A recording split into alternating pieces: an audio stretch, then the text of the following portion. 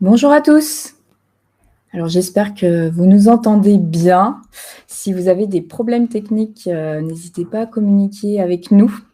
Vous verrez tout au long du sondage, enfin tout au long du webinaire justement, on va communiquer avec vous. Donc il y aura des questions et il y aura des sondages qu'on va partager. Donc on va laisser tout le monde rentrer dans la session. On va attendre un petit moment. Voilà.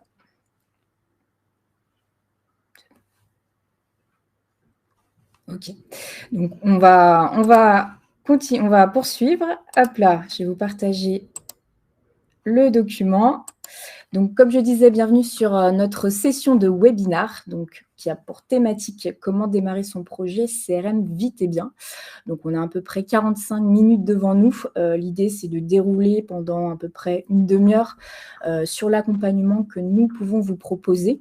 Et on a la chance aujourd'hui d'être avec une personne, donc un de nos clients, qui pourra nous faire part de son retour d'expérience. Et comme je le disais, on a à peu près 5-10 minutes de questions. Vous pourrez donc interagir avec nous tout au long du webinar. Et Adrien, qui est là, mais que vous ne voyez pas, va prendre en compte ces questions. Et on essaiera d'y répondre à la fin. Si on n'a pas le temps, dans tous les cas, on vous fera un retour par mail. OK. Donc avant voilà, comme on est deux dans cette salle, dans cette session, on va peut-être commencer par se présenter. Donc je vais me présenter. Donc Pauline Noël, je suis ingénieure commerciale chez Dimo Software depuis 8 ans maintenant. Qui est Dimo Software? Je ne sais pas si vous nous connaissez, mais nous sommes une société qui propose des solutions périphériques à votre système d'information. Donc c'est une société qui a été créée en 95. On est aujourd'hui plus de 450 collaborateurs, on fait 45 millions de chiffres d'affaires. Et notre force, c'est qu'on propose 8 activités commerciales différentes, dont le CRM, dont je fais partie. Notre siège social est à Lyon et on a 5 autres agences en France et 2 à l'international. Juste petit focus pour la partie CRM. Donc nous, Dimo Software, on intègre et on édite du CRM depuis 96. Donc Dimo Software a été créé en 95 et un an après, on a mis en place la cellule CRM. Et aujourd'hui, on est éditeur de notre propre solution, donc qui est Yellowbox CRM, qu'on édite depuis 2010 et qui touche un peu tous les secteurs d'activité et toute taille d'entreprise. Donc à ce jour, on a un peu plus de 1500 projets à notre actif et on est un peu plus de 25 collaborateurs sur cette activité. Voilà, donc c'est pour ça qu'on est légitime aujourd'hui à vous parler de cette partie méthodologie, accompagnement du projet. Donc je vais vous laisser la main, Yann. Bonjour à tous. Je suis Yann Nemark, je suis directeur général de la société Liofitech. Liofitech, c'est une société qui est spécialisée dans le domaine de la lyophilisation, le séchage à froid sous vide. Nos clients sont dans le domaine agroalimentaire, dans le domaine cosmétique et dans le domaine de la santé. Liofitech, donc c'est une start-up qui a été fondée en 2017 et qui a développé une solution technologique pour améliorer le séchage à froid sous vide qui est la lyophilisation. Nous sommes actuellement 13 collaborateurs et nous avons démarré nous avons démarré l'utilisation de Yellowbox en tout début d'année 2022. Voilà, je ne sais pas s'il y a des choses, des compléments d'information, Pauline. Non, c'est très clair, Yann, je pense. Très bien. Voilà. Pour effectivement, on va interagir ensemble. L'idée, c'est qu'on passe un moment convivial tous les deux et avec vous aussi par le biais de nos écrans intermédiaires. Mais voilà, je vais poser quelques questions à Yann au fur et à mesure du déroulé de la présentation et je laisserai la main pour que vous puissiez répondre aux questions que je vous poserai. Allez, on va passer à l'agenda. Donc, on va prendre un petit peu la question de la thématique à l'envers. La première chose qu'on va voir ensemble, c'est comment bien démarrer un projet CRM, comment, au niveau de la réflexion, comment bien lancer ce projet CRM. Et puis, en deuxième temps, on parlera de comment vite démarrer en termes de méthodologie, comment, voilà, on préconise, quelles sont nos préconisations, et puis on verra qu'est-ce qui peut se passer après la mise en place de ce CRM qu'on va mettre en place rapidement. Hop, alors, déjà, pour se mettre un petit peu en jambe, et on est un petit peu curieux, Adrien, donc, qui est avec moi, va vous poser une question dans le sondage, donc qui doit être à droite de votre écran. Donc, on aimerait bien savoir, puisqu'on a une centaine d'inscrits, il me semble, à ce webinaire, si aujourd'hui, voilà, vous êtes dans une démarche d'intégration de CRM, est-ce que vous êtes justement aux prémices d'une intégration CRM ou si vous êtes plutôt en recherche d'informations, vous êtes déjà équipé, mais vous êtes là plutôt pour de la recherche d'informations. Voilà, on est preneur d'informations à ce niveau-là. Voilà, donc normalement, on a lancé le sondage. On va laisser encore 5 petites secondes pour faire afficher les résultats. Je pense que tu peux couper, Adrien. Voilà, donc vous devriez avoir les résultats qui vont s'afficher sur votre écran pour qu'on puisse partager ensemble ces informations. Voilà, donc si je vais... Donc, on voit qu'il y a quand même 58% qui sont aux prémices d'un projet CRM, donc ça tombe bien, on va essayer de vous éclairer sur cet aspect-là. Et le reste, donc on a 17% qui sont déjà équipés, qui sont en cours d'intégration. D'accord, parfait. Alors, on va essayer de répondre à vos attentes, à vos besoins pendant ce webinaire. Et puis, si vous avez besoin de rendez-vous personnalisés, on reviendra bien entendu vers vous. Alors, on va déjà balayer le premier sujet, c'est comment bien démarrer nos recommandations. Mis en place un projet CRM ou un projet informatique quelconque qui peuvent peut-être déjà bien connaître ces recommandations, mais nous, on aime bien faire part de ce qu'on préconise. Voilà, quand on met en place cette réflexion CRM, il est bien déjà d'établir un socle et d'établir voilà, les différents rôles, les différentes personnes qui vont être impliquées, que ce soit en amont ou pendant le projet. Donc ici, vous voyez à l'écran qu'on a défini 4 rôles.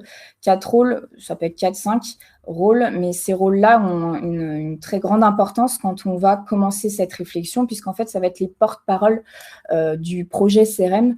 Donc, quand on va être une entreprise de 100 personnes, bien entendu, les 100 personnes ne vont pas être impliquées dans le projet. On va demander donc à 4 personnes plutôt motrices qui vont s'impliquer sur cette mise en place. Donc, vous voyez ici les 4 rôles qu'on a définis.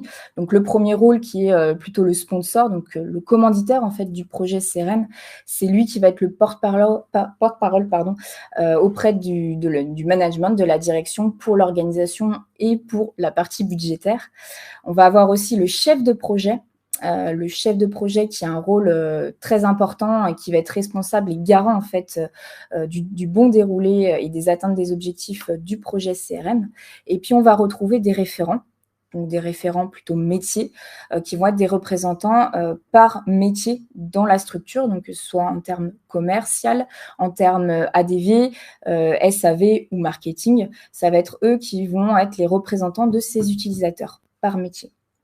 Et puis, on a le référent technique. Bien entendu, il a son rôle aussi à jouer sur, comme son nom l'indique, sur la partie aspect technique. Donc, s'il y a des connexions à faire avec des systèmes tierces, s'il y a une partie technique à prendre en compte, lui sera du coup, aura ce rôle-là pendant la mise en place. Donc, ça, c'est la première recommandation qu'on met en place, que la structure cliente doit mettre en place au sein de cette réflexion-là. Deuxième recommandation, on aime bien avoir cette partie-là, c'est la rédaction d'un cahier des charges. La rédaction d'un cahier des charges, c'est nécessaire, on va dire, pour mettre à plat ne serait-ce que les idées que vous voulez avoir, comment aujourd'hui vous travaillez, quels sont les symptômes et vers quoi vous voulez tendre. Donc l'idée, c'est d'avoir ce support-là qui puisse vous aider, un petit peu comme une liste au Père Noël, mais qui puisse vous aider à définir un petit peu le périmètre de ce projet et quelle solution, du coup, vous aimeriez mettre en place au sein de votre structure. Et puis, nous, en tant qu'intégrateur, on aime bien avoir ces supports puisque ces supports-là nous aident vraiment à la construction d'une réponse et pour pas perdre de temps et pour se dire, oui, avec ce cahier des charges, on peut répondre ou non, avec ce cahier des charges, on ne peut pas répondre. Donc, voilà, ça, c'est un petit peu nos 2 recommandations ce qu'on préconise quand on commence cette réflexion, quand on est aux prémices de ce projet CRM. Donc, je vais me tourner vers vous, Yann. J'ai 2 questions. On a vu donc la constitution d'une équipe projet et la rédaction d'un cahier des charges. Est-ce que vous, au sein de la structure Liofitech, ce sont des choses que vous avez mis en place en amont de cette réflexion? Alors, moi, dans la démarche d'intégration, enfin la démarche de questionnement, parce que c'est ce que vous évoquez là, Pauline, c'est d'abord une démarche de questionnement, c'est pourquoi faire? C'est ça. Quel est le problème? Où est-ce qu'on a mal? Exactement, voilà. C'est les symptômes. Et moi, de mon côté, j'ai rencontré une difficulté sur une structure qui est on va dire, en forte croissance. Hein. On a multiplié par 200% les objectifs, les effectifs de l'entreprise. On est passé de 6 à 12. C'est pas beaucoup, mais quand on n'est pas bien organisé, ça devient vite un bazar ingérable. Et donc, l'entreprise à 6, ça tenait avec des outils relativement simples, un fichier Excel, nos répertoires sur les téléphones portables, les répertoires sur les messageries mail. Et puis, chacun, finalement, avait son petit bout de répertoire. Et puis, on s'appelle, on se dit, tiens, tu peux me passer le contact d'un tel? Ah, mais je ne l'ai pas, je ne sais pas où il est, etc. Et au bout d'un moment, on se rend compte que quand la structure grossit, quand on développe le nombre de TP, eh ben, ça devient un truc ingérable. Et ce que je décris sur la documentation des contacts, qui sont les deux contacts pour le commerce, mais qui sont aussi des contacts pour les fournisseurs, pour les partenaires, pour l'administration, enfin, c'est tous les contacts. En passant de 6 à 12 personnes, eh ben c'est plus possible, ça n'est plus gérable. Et ce qui fait que une société en se développant, à un moment donné, doit se structurer parce que sinon le développement se construit sur quelque chose qui n'est pas solide et ça s'effondre.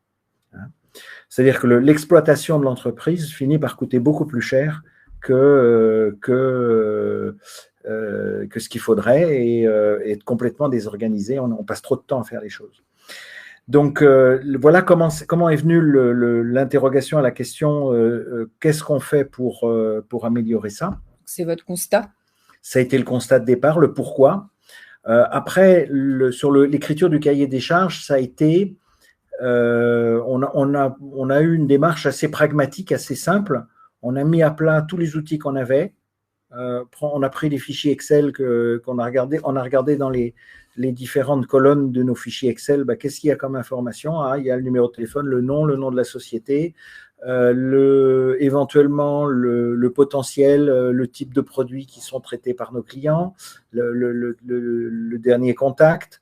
Et puis, on a reformulé ça dans quelque chose d'assez simple qu'on a donné à nos différents contacts. On a fait un appel d'offres pour choisir notre solution. On a retenu 10 mots. On a retenu Yellowbox, d'abord pour la qualité d'approche que Pauline a su avoir, mais surtout et également pour la qualité, la souplesse de l'outil. Pour ma part, j'ai déjà eu 2 expériences d'intégration de CRM, toujours dans des petites structures auparavant, Yellowbox cochait toutes les cases. La souplesse du point de vue, le mode de fonctionnement de l'abonnement qui est par nombre d'utilisateurs, mais qui n'est pas forcément personnalisé. Le fait de pouvoir, on a 5 utilisateurs, il peut y avoir 10 inscrits, si on ne se connecte pas tous en même temps, ça fonctionne. Et ça, c'était important pour qu'on soit dans un budget raisonnable pour une structure de 10 personnes. Après, sur les besoins fonctionnels, on a fait un travail avec Dimo pour faire pour lister, pour bien regarder qu'on avait fait le tour. Il faut se dire qu'on ne fait jamais le tour complètement. Et ce qui est important, c'est de lister le minimum, l'objectif premier, puis l'objectif, il évolue. Et ce qui est intéressant, c'est d'avoir un produit qui accompagne et qui suive l'entreprise et l'évolution de l'entreprise. Tout à fait. Donc, vous avez, au sein de Liofitech, au tout début, aux prémices du projet, vous avez établi en fait ce qu'on appelle, ce qu'on a vu tout à l'heure, un cahier des charges. Oui, un cahier des charges. Écrire nos intentions, notre besoin, avec des mots simples, hein, c'est pas un truc très compliqué, mais se gratter la tête, se dire, bon, de quoi j'ai besoin, qu'est-ce que j'ai besoin d'enregistrer comme information, mes fonctionnalités et simple, partir sur quelque chose de simple, pas aller chercher, je sais pas, des automatismes dans tous les sens, des connexions dans tous les sens, pragmatique, simple, et après on fait évoluer. D'accord, très bien. Merci Yann pour Avec grand plaisir, ces réponses. Pauline. On va poursuivre du coup sur la deuxième partie qui est comment vite démarrer. Donc, comme je le disais en amont dans la présentation, donc Dimo Software, on fait depuis 25 ans du projet CRM. Donc, on a mis en place plutôt pas mal de projets au sein chez nos clients. Donc, on a eu un retour d'expérience suite à la mise en place des projets chez eux. On a mis en place donc, des méthodologies, plusieurs types de méthodologies, que ce soit, si vous êtes un petit peu familier avec ça, de la méthodologie agile, de la méthodologie Kanban, de la méthodologie projet. Mais quand on avait des demandes de nos clients, de nos prospects plutôt, qui nous demandaient de mettre en place un CRM rapidement, on n'avait pas forcément les réponses parce qu'en général, dans nos têtes, le CRM, c'est pas facile de le mettre rapidement en place. Et c'est pour ça qu'on s'est orienté, on a rajouté à notre catalogue une méthodologie qu'on appelle projet Quick Start. Alors, ce qui nous vient à notre petit sondage, est-ce que, Adrien va lancer le sondage dans la boîte de description qui est à droite, est-ce que vous connaissez la méthodologie Quick Start ? Alors, désolé pour l'anglicisme, c'est pas un mot qu'on a inventé, c'est juste quelque chose qu'on a rajouté au catalogue et qui nous semblait pertinent pour couvrir les besoins de nos prospects, de nos clients. Donc voilà, dans le but toujours pour avoir une réponse par rapport à ça. Ça parle de soi-même, Tout à fait. Ouais. Tout à fait. Et ça porte bien son nom. Mais voilà, est-ce que vous êtes familier avec ce mot ? Je pense qu'on peut clore les sondages, Adrien. Hop. Le sondage vient donc d'être terminé et on devrait avoir les résultats sur la droite. Donc, 92% non et 8% quel est ce terme barbare ? Parfait, donc on est là aussi pour répondre à ça. Hop. Donc, la méthodologie Quick Start, en quoi ça consiste ? L'idée du Quick Start, c'est de mettre en place, comme je l'ai dit, le CRM rapidement au sein de la structure. Donc, l'idée, c'est d'avoir un paramétrage simple avec une livraison qui est rapide. Et l'idée, c'est de s'adapter, c'est d'être au plus près du standard de l'outil. Donc, d'avoir déjà définir une base solide du CRM. Et de faire quelques paramétrages, puisque un projet CRM, quand on le livre en standard, vous n'allez pas forcément vous y retrouver. Donc, l'idée du Quick Start, c'est quand même de faire quelques personnalisations, quelques récupérations de vos données. Tout à l'heure, Yann, vous disiez que vous aviez des fichiers Excel. Là, l'idée, c'est d'intégrer ces fichiers Excel dans ce modèle Quick Start et de faire quelques paramétrages, quelques personnalisations pour que les utilisateurs puissent s'y retrouver. En termes du coup de mise en œuvre, l'idée, comme je disais, c'est une mise en œuvre assez rapide, donc en 3 à 6 semaines, tout dépend des disponibilités, mais dans un délai assez court, c'est de définir ensemble, on fait une réunion préalable où on va définir ensemble, même si vous nous avez transmis le cahier des charges, l'idée de cette réunion, c'est de déterminer les besoins prioritaires. Donc, vous avez fait votre liste et l'idée de cette liste, c'est de dire, ce besoin-là, on retrouve beaucoup de besoins liés au commerce, et on va faire de ces besoins-là des priorités. Et tout ce qui va être en lien, par exemple, à d'autres besoins comme du SAV, comme du marketing, ça, c'est des choses qu'on pourra imbriquer dans un second temps. Mais l'idée là, c'est de déjà constituer une base solide et qui est adaptée à un premier besoin, un premier pilote. Donc, comme j'ai dit, c'est une conception plus proche du standard où on va faire quelques paramétrages d'adaptation à votre métier. Et l'idée aussi de cette démarche, c'est qu'on est toujours dans une démarche projet participatif. On va pas vous laisser d'un côté, une fois qu'on fait l'initialisation, le cadrage, on va pas vous laisser, on va pas faire le paramétrage de notre côté tout seul. On va faire quand même du suivi de projet. On va être là pour vous dire, nous, on pense que c'est pertinent d'avoir ces écrans-là. Qu'est-ce que vous en pensez ? Vous validez. C'est l'idée d'être un petit peu en agilité, dans une participation constante avec vous. Et l'idée aussi à terme, c'est comme je l'ai mis ici, c'est d'avoir un accompagnement, un transfert de compétences. Il ne faut pas que vous soyez perdus. On va vous faire un transfert de compétences de ce qu'on a fait et on va vous accompagner tout au long de cette mise en place. Les avantages de ce Quick Start, c'est comme j'ai dit, c'est démarrer rapidement le projet et c'est aussi d'avoir un budget limité. En fait, on va partir sur une enveloppe, un forfait, et dans ce forfait, on va se cantonner à paramétrer l'outil, à l'adapter à votre besoin. Et l'idée aussi de ce Quick Start, on sait qu'un projet CRM, quand ça traîne dans le temps, les ressources sont beaucoup mobilisées. Et là, le fait que ça soit sur un délai court, les ressources comme les référents métiers, comme le chef de projet est moins mobilisé. On fait ça assez rapidement et on monte rapidement en compétences. Et l'idée aussi de cette démarche-là, c'est comme on monte en fait un socle CRM, comme on part sur une base CRM, les gens en fait vont pouvoir utiliser l'outil assez simplement. Et donc, ils vont s'approprier facilement l'outil, ils vont l'adopter. Et ce qui va être intéressant, c'est que comme ils vont utiliser l'outil, il va y avoir de nouvelles réflexions, il va y avoir de nouveaux besoins qui vont intervenir, qui vont être anticipés, qui vont arriver en fait avec l'utilisation.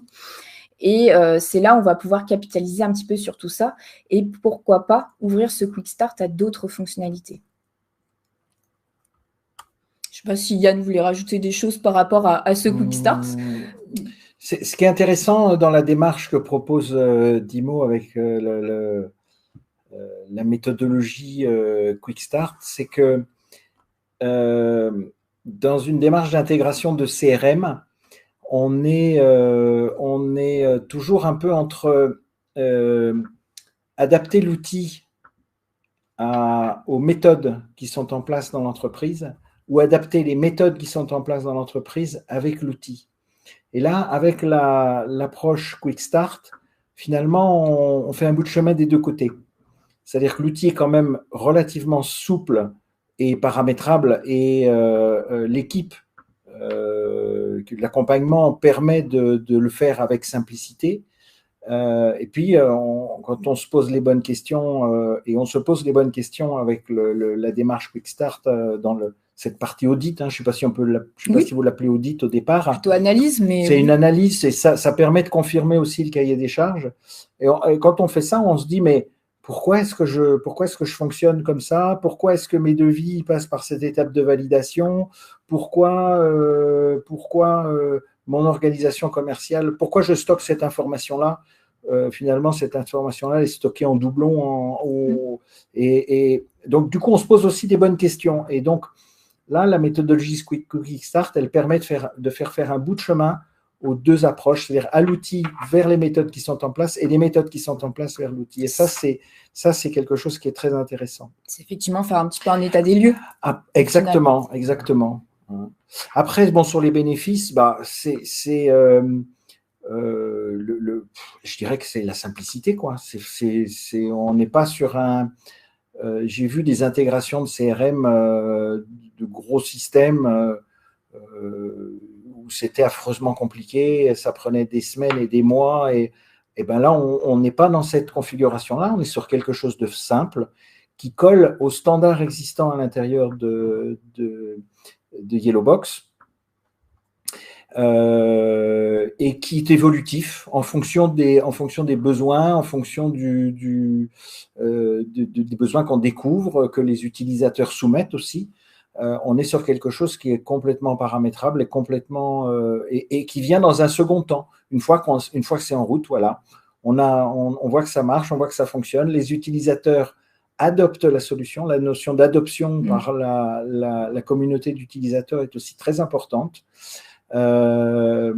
Moi, j'ai une équipe avec on est vraiment dans l'esprit startup, donc les gens sont férus de nouveautés, de choses comme ça, mais j'ai pas que des gens, c'est pas toujours le cas.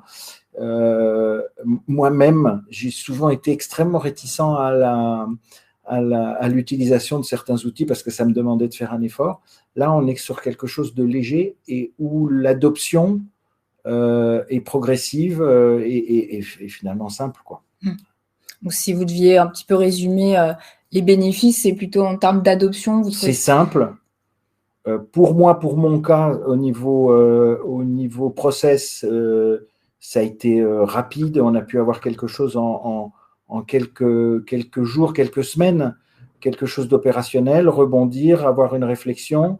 Mes équipes ont pu dire ah oui, ça correspond, ça colle ou ça colle pas, et il faut modifier tel ou tel champ, tel ou tel.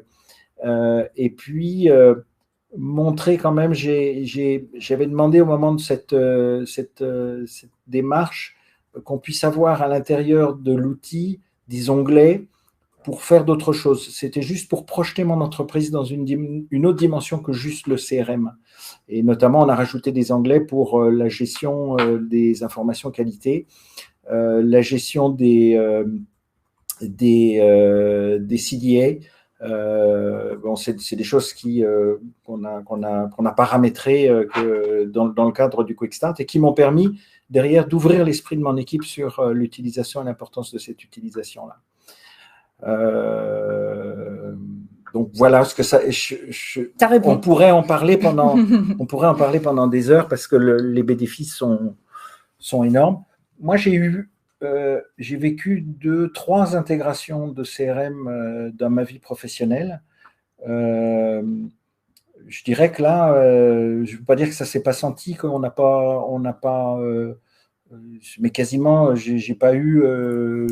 Pour moi, c'est la meilleure expérience que j'ai jamais vécue dans l'intégration d'un CRM. Alors bon, pour certains, c'était il y a très longtemps. Donc, c'était des technos qui n'étaient pas mûrs. Mais d'autres, c'était il y a 4 ou 5 ans. Et vraiment, c'est la meilleure expérience que j'ai, la plus simple. Voilà, plus simple, plus fluide. Voilà. Merci Yann. Vous m'avez fait un petit peu une transition sur cette troisième partie. Vous évoquiez le fait que vous avez rajouté des onglets par rapport à de la qualité. Oui. Ça, c'est une chose qu'on va aborder du coup dans cette troisième partie. La troisième partie, c'est le « et après ». Où est-ce que vous êtes parti en vacances? Vous avez mis les pieds en éventail? Je suis toujours en vacances, alors ça, c'est… Bon, l'idée de ça, c'est que voilà, cette démarche Quick Start, c'est d'être un petit peu plus serein sur le après. Et une fois effectivement qu'on a mis en place cet accompagnement, ce Quick Start au sein des structures, l'idée, voilà, c'est qu'on ait ce socle, mais aussi qu'on puisse faire évoluer ce socle Quick Start. Si le CRM il évolue pas, ça veut dire que le CRM du coup n'est pas adopté. Et le fait que vous ayez des nouvelles demandes, des nouveaux besoins fonctionnels, ça veut dire que là il y a une réussite sur l'implémentation du CRM et ça veut dire que ça y est, on peut ouvrir le champ des possibles à d'autres services par exemple. Donc, vous avez 2 possibilités quand on va mettre en place des nouvelles fonctionnalités. Soit ça peut se faire, je ne sais pas si vous voyez la souris, mais sur la gauche, on va pouvoir mettre en place ce qu'on appelle chez nous un nouveau lot de prestations, en fait, où on va pouvoir, voilà, comme je disais, agrandir le champ des possibles. Et par exemple, si on a mis en place du CRM pour uniquement la partie commerciale, on va peut-être avoir un besoin, comme chez Liofitech, sur la partie qualité. Et ça peut par exemple faire fonctionnel peut-être d'un nouveau Quick Start, mini Quick Start, uniquement sur cette partie-là. Ou, parce qu'il y a les 2 possibilités, on peut proposer, donc en tant qu'intégrateur, donc pas à chaque fois, mais sur l'ensemble des intégrateurs qui proposent donc cette méthodologie-là, on peut mettre en place de la tierce maintenance applicative, de la TMA. Donc, je ne sais pas si vous êtes familier avec cette notion-là, mais c'est dans l'objectif, en fait, c'est comme une petite assurance. Et l'idée de cette assurance, c'est de se substituer un petit peu à vous et de répondre, du coup, à vos besoins d'évolution, d'accompagnement. Donc, en fait, c'est un service constant. On va vous accompagner dans la durée et justement, ces nouvelles notions, par exemple, de qualité, des petites prestations, en fait, qui ne peuvent pas prendre beaucoup de temps, on peut les impliquer, en fait, on peut les intégrer dans cette démarche-là. Et cette démarche TMA, elle va permettre de vous accompagner. Et l'idée, c'est qu'on fait un point ensemble tous les trimestres. Déjà, il y a des points mensuels et des points trimestriels. Et les points trimestriels, ils permettent de dire, voilà, au vu de l'évolution de l'outil, au vu des besoins qui émergent, comment on peut anticiper les nouveaux besoins à court, moyen et long terme. Et c'est là aussi l'idée de cette TMA, c'est d'avoir cet accompagnement sur le long terme et de faire évoluer constamment l'outil, puisque par exemple chez Dimo, sur notre solution, c'est une solution qu'on fait évoluer tous les mois. Donc tous les mois, vous avez des nouvelles fonctionnalités, vous avez des nouveaux besoins. Et ce qui est intéressant là, c'est que dans ces nouvelles releases, dans ces nouveaux besoins, dans ces nouvelles fonctionnalités qu'on fait apparaître, c'est l'idée de dire, par exemple, pour Liofitech, on a de la signature électronique qui va arriver. On pense que c'est pertinent de l'intégrer dans leurs prochaines évolutions.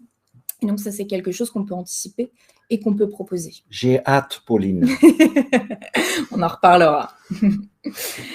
Donc, dernière question pour vous, Yann, justement. Vous avez déjà un petit peu répondu tout à l'heure.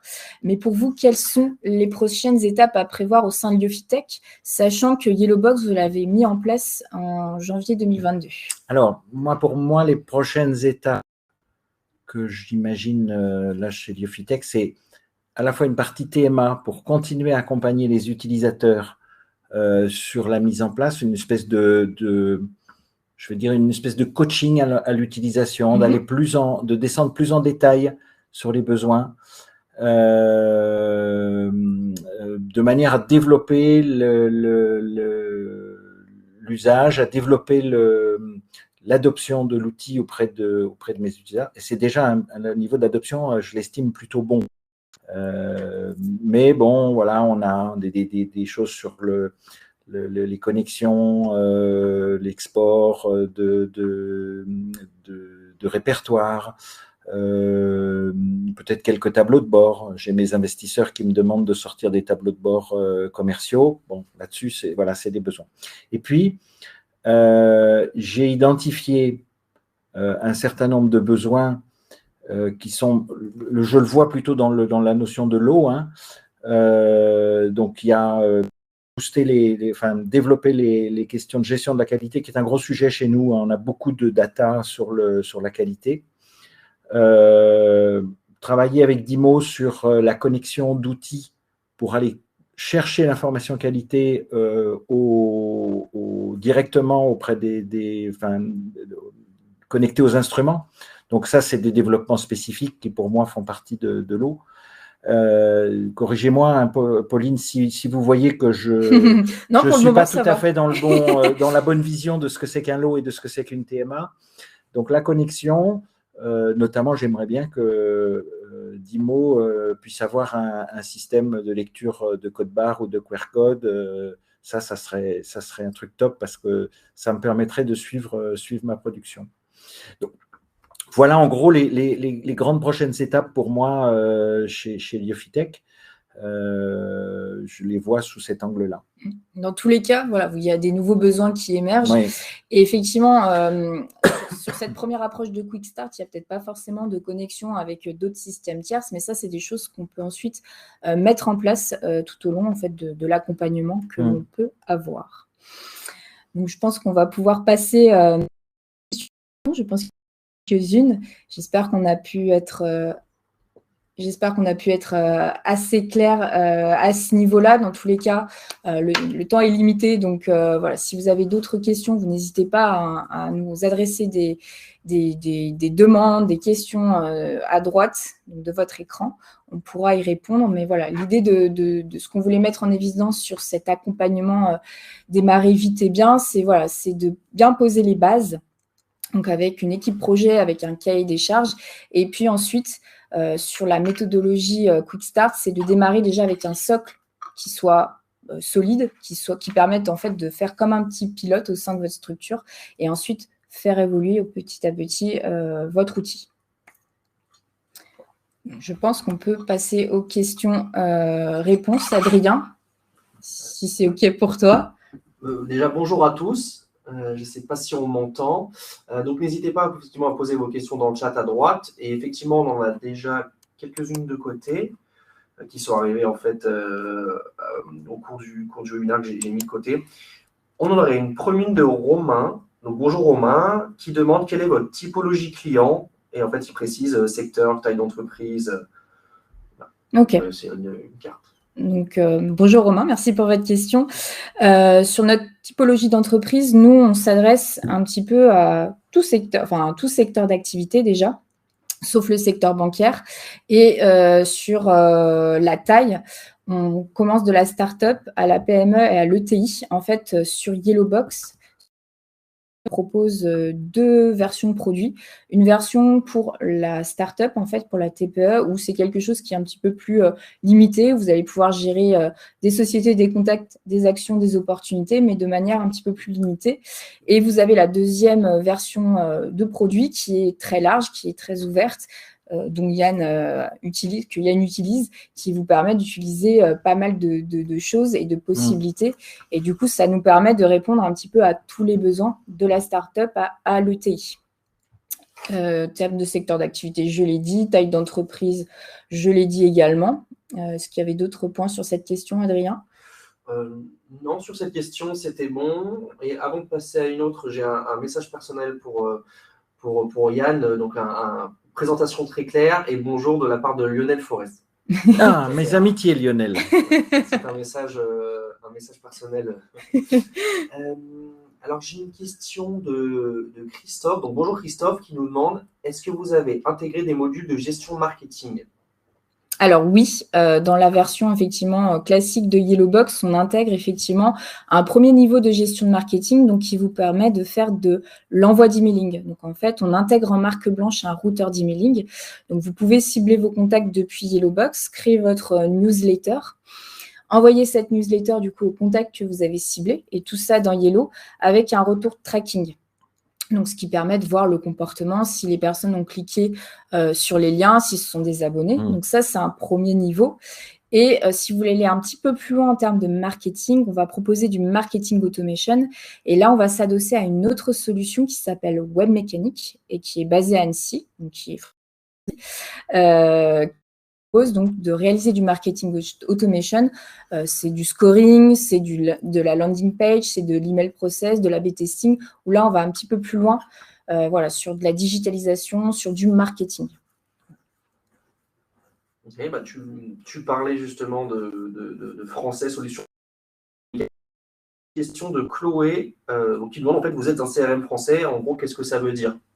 Alors, effectivement, je ne l'ai pas précisé en amont, mais quand on le software, depuis 1996, on fait du CRM. Donc, on a intégré d'autres solutions. Et en 2010, en fait, Dimo, une fois que les autres solutions ont arrêté d'être évoluées, Dimo a cherché à racheter sa propre solution. Et ils ont fait le choix de Yellowbox. Ils se sont tournés vers Yellowbox, en fait, qui est une solution qui était éditée par la société Yellowstone, d'où son nom, qui était éditée à Bidart, donc proche de Biarritz. Et on a gardé en fait nos développeurs à Bidart. Donc la conception est faite à Bidart et la commercialisation, le support et le consulting est fait à Lyon, au sein de notre siège social. Donc on est vraiment sur du 100% français de Bidart à Lyon. Et en termes d'hébergement également, c'est une solution française. Vos données sont bien entendu hébergées en France et dédoublées aussi en France. D'accord. Ok. Alors, j'aurais une autre question juste avant. Est-ce que tu veux que je mette à disposition Effectivement, je ne l'ai pas précisé. Adrien va vous mettre dans les documents. Normalement, vous devriez avoir accès.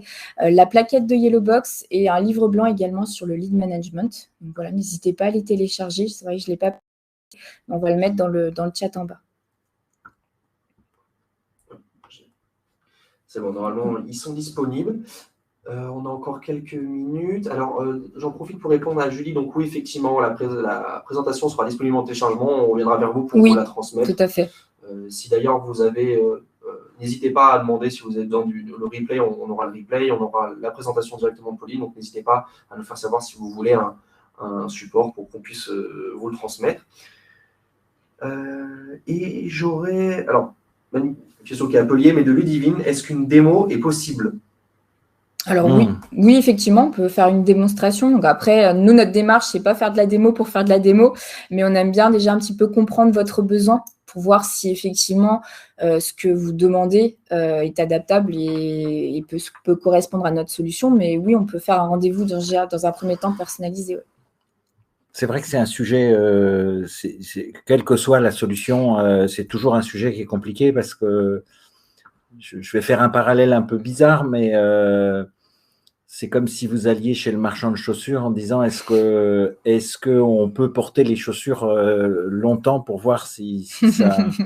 Et ça, c'est compliqué. Moi, Pauline nous a fait une démonstration et j'avais demandé d'avoir un temps je crois qu'on avait fait ça, un temps d'usage. Tout à fait. Et c'est vrai qu'on peut voir quelques fonctions, on peut voir que ça fonctionne bien, on peut voir que c'est agréable à l'usage, mais sans le paramétrage derrière, on ne perçoit pas l'étendue de ce que ça peut apporter. C'est ça. Il n'y a pas de souscription, il n'y a pas de paramétrage. Donc, c'est une question, c'est toujours une question délicate. Mais, exactement. C'est pour ça que nous, on a cette démarche-là, c'est dans un premier temps essayer de comprendre le besoin. Et puis comme ça, on fait un deuxième rendez-vous où là, au niveau de la démo, on a du vocabulaire qui est adapté. Et ne serait-ce que parfois, rajouter votre logo sur la page d'accueil, ça permet un petit peu plus de vous projeter. Donc c'est pour ça déjà, on fait un premier rendez-vous de qualification, comme on peut l'appeler, et ensuite une démonstration personnalisée. Est-ce qu'il y a d'autres questions, Adrien, ou... Là, je n'en ai pas d'autres. N'hésitez pas à en poser. Il nous reste 2 minutes. Si vous avez des questions, à les poser dans le chat, qu'on les récupère. Et donc, effectivement, j'ai mis à disposition donc, la plaquette et notre livre blanc sur le lead management. Donc, n'hésitez pas à les télécharger pour les avoir écoutés et les consulter quand vous aurez un moment. Peut-être pas ce week-end s'il fait beau, mais... Bon. Eh bien, super. Je propose du coup, s'il n'y en a pas d'autres questions, de clore le webinaire. Donc, merci à tous pour votre participation et votre inscription. Et puis, n'hésitez pas à revenir vers nous si vous avez des questions. Merci, Yann. Merci beaucoup. Merci pour votre attention.